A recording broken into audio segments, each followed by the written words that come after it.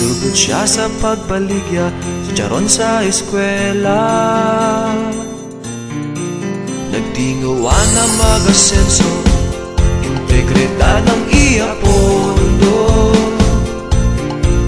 Handom niya buligan, ostamlag sa kabataan.